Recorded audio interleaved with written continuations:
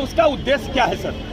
उसका उद्देश्य ये है कि बड़े पैमाने पर दिलडोशी के मतदाताओं ने मुझ पे विश्वास जताया, मेरी पार्टी में और पूरी महायुति में, मेरे भगवा रंग में और मेरे निश्चबाण में जो विश्वास जताया और बहुत बड़े पैमाने पर जो वोट दिया, उसके लिए धन्यवाद देने की आवश्यकता थी।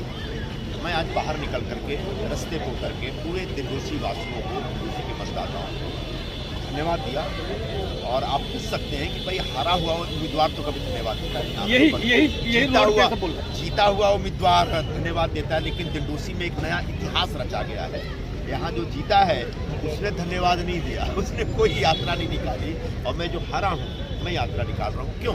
क्योंकि जो बड़े पैमाने पर लोगों ने मुझ पर विश्वास जताया है, वह विश्वास बेमानी नहीं जाना चाहिए, व्यर्थ नहीं जाना चाहिए। उस विश्वास का एक अर्थ है, उस विश्वास को मैं सम्मान देता हूं, और वह विश्वास जताने वालों को मैं आश्वासन देता हूं कि आने वाले दिनों में आपने जिन वजहों से मुझ पे विश्वास जताया है, उन वजहों को लेकर के मैं तैयार हूँ, खड़ा हूँ, और आपकी जिन समस्याओं के लिए मैंने आपको वचन दिया था, मैं उस वचन से पीछे नहीं हटूंगा।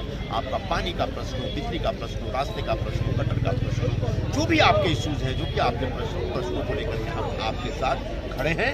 और भले मैं हार गया हूँ, लेकिन हिम्मत नहीं हारा हूँ, और अपने पूरे साहस और हिम्मत के साथ आपके साथ आने वाले दिनों में हम लगातार काम करते रहेंगे और आपके दुख को दूर करने का प्रयत्न करेंगे। निरुपम साहब, जिस दिन आपने आभार प्रदर्शन का काम किया था, उस दिन भी यही बोला था कि आप मैं चुनाव हारा हूँ, हिम्मत नहीं, और आज भी वही रिपीट कर रहे हैं। और अभी भी आपकी जब ये यात्रा निकल रही थी का आशीर्वाद यात्रा, तो लोग जो चल रहे थे, हम लोग पीछे जो हम रिकॉर्डिंग की है, लोगों ने भी यही कहा है कि उन्होंने जो उस दिन आभार प्रदर्शन के समय उन्होंने कहा था कि मैं चुनाव हारा, हिम्मत नहीं हारा, वो सचमुच अभी उन्होंने साबित करना शुरू कर दिया। तो ये क्या आने वाले दिनों में जो यहाँ के इश्यूज है ना, उनको लेकर लड़ाई लड़ी जाएगी। जैसे दिलडोशी के डोंगर पर बड़े पैमाने पर पानी माफिया और बिजली माफिया का आतंक मचा है, इस आतंक के खिलाफ लड़ाई लड़ी जाएगी। अब पूरे बिजली माफिया और पानी माफिया के खिलाफ विद्रोह कराएंगे हम लोगों से, मोर्चा प्रदर्शन करके, क्योंकि पानी किसी के बाप का नहीं, अब बिजली भी किसी के बाप का नहीं। सुप्रीम कोर्ट ने आदेश दिया है कि हर व्यक्ति को, इस देश के हर नागरिक को जो बेसिक एमिनिटीज हैं वो मिलनी चाहिए, और दिलाने की जिम्मेदारी हमारी बनती है, प्रशासन की बनती है, अथॉरिटी की बनती है। तो अगर किसी गरीब को पानी नहीं मिल रहा है, या उससे जबरदस्ती शोषण करके महंगा पानी दिया जा रहा है, जो 5 रुपये 6 रुपये यूनिट की बिजली, उसका शोषण करके 18 रुपये और 20 रुपये में दिया जा रहा है, इस शोषण के खिलाफ लड़ाई लड़ी जाएगी। दिलडोशी के हर नागरिक को पानी, बिजली, रास्ता, गटर, साफ सफाई मिले, इसकी लड़ाई लड़ी जाएगी। दिलडोशी विधानसभा वार्ड क्रमांक 41 तक आता है, आपने रैली सिर्फ ज्योति होटल तक निकाला, आप आभार व्यक्त 41 वार्ड क्रमांक और 40 इधर भी आने वाले दिनों में देखिए, आभार व्यक्त करने के अलग अलग तरीके होते हैं। आज जैसे हमने एक बड़ा यात्रा निकाल के किया, तो वहाँ पर हम क्या करेंगे, एक मीटिंग रख लेंगे, और जिन जिन लोगों ने हमें साथ दिया, हमारे साथ खड़े रहे, उन लोगों को बुला के उनके साथ एक, क्योंकि आपको चाहने वाले 41-40 में भी बहुत जन है, वहाँ पे भी उनके आभार की मालूम है, उनके बीच जाएंगे, उनसे मिलेंगे, और उनका जो बड़ा मुद्दा है, वो मुद्दा मैंने हाथ में ले लिया है। और हमारे जो मुख्यमंत्री जी थे एकनाथ शिंदे जी, उन्होंने तभी मुझे चुनाव से पहले कह दिया था कि इनका काम मैंने कर दिया। निरुपम साहब, जिस तरह से आपने खुली चुनौती आप ले रहे हैं, जिस तरह से भारतीय जनता पार्टी के लोग जिस समय आपने प्रवेश करने की कोशिश की, तो यही डर था कि हम अगर संजय निरुपम आ जाएंगे तो हमारे जो ये काम धंधे हैं वो बंद हो सकते हैं। और इसी प्रकार से आप शिंदे गुट में भी शामिल हुए, तो जिस तरह से अवैध धंधे चल रहे हैं उसमें जो संलिप्त लोग हैं उनको आज भी डर सताने लगा। कुछ 2 दिन पहले ये बात हो रही थी कि अब पानी और लाइट दोनों कटेगा, जिस तरह से वन विभाग में, कि इनकी क्या होगी, जो अवैध रूप से जला रहे हैं उनको लाइट पानी मिलेगा कि नहीं? इसमें सबसे पहले किसी पार्टी को बीच में मत लाइए।